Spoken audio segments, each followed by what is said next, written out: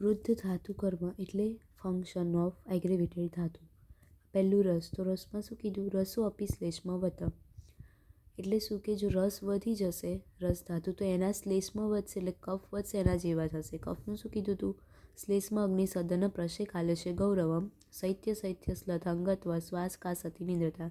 એટલે એનું ડિસ્ક્રિપ્શન કે એની જે અગ્નિ ડાયજેસ્ટિવ પાવર ઓછી થઈ જશે, સલાઇવેશન થશે, લેઝીનેસ થઈ જશે, હેવીનેસ થઈ જશે.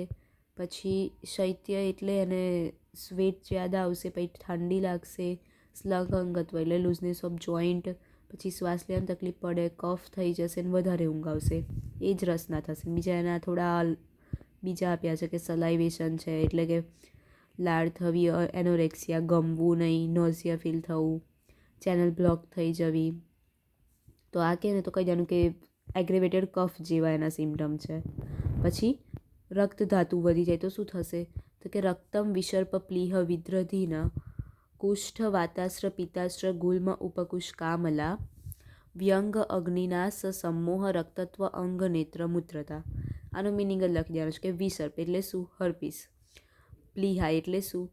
આ સ્પ્લીનનું એનલાર્જમેન્ટ થઈ જશે અને સ્પ્લિનોમેગાલી કહેવાય. પછી વિદ્રધિ એટલે એપ્સિસ. પછી કુષ્ઠ એટલે સ્કિન ડિસઓર્ડર.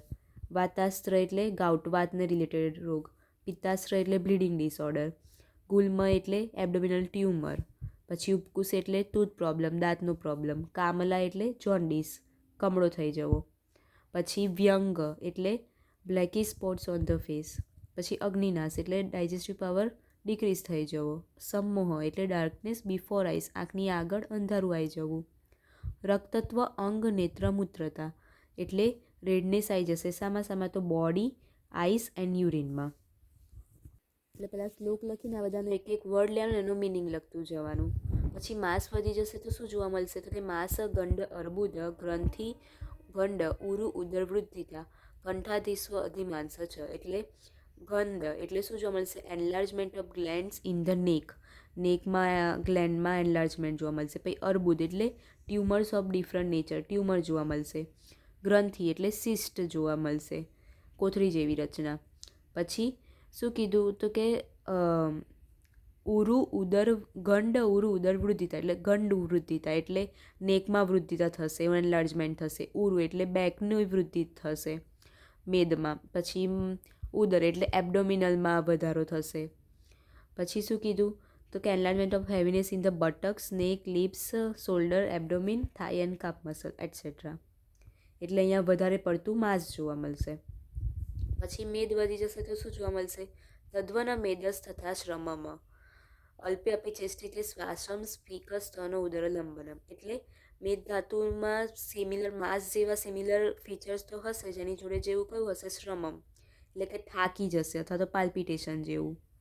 પછી અલ્પે અપી ચેષ્ટિતે શ્વાસમ એટલે ડિસ્નિયા ઓન એક્સેઝન, જો કામ કરશે ને વધારે પડતું ત્યારે એને થાક લાગશે. પછી શું કીધું? તો સ્ફીક સ્તનો ઉદર લંબનમ એટલે સ્ફીક એટલે શું? બટક્સ.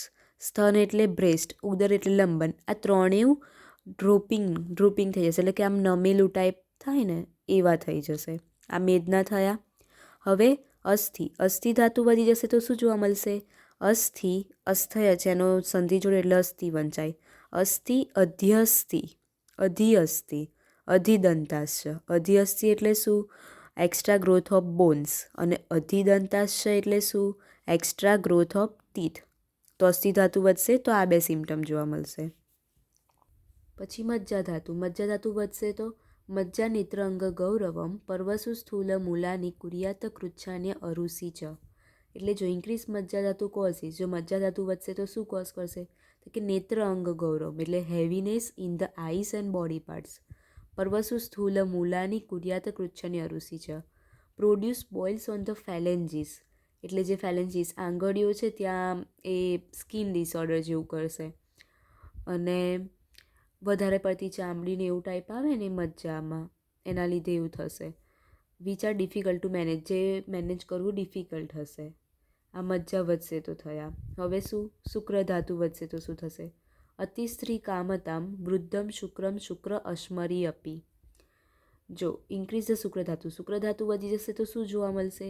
તો કે અતિસ્ત્રી કામતમ excessive desire in sexual act and શુક્ર અસ્મરી અપી એટલે formation of stone in the seminal track.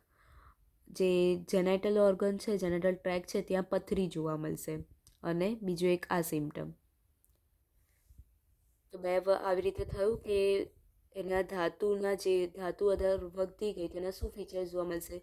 શ્લોક લખવાનો કમ્પલસરી, ને એના શ્લોકના વર્ડ લેવાના અને એના મિનિંગ લખતું જવાનું કે આ ધાતુ વધશે તો આવી રીતના જોવા મળશે એમ, અને એના મિનિંગો લખી દેવાના છે. તો આ 7 ધાતુ વધશે તો શું જોવા મળશે? એના સિમ્ટમ થયા.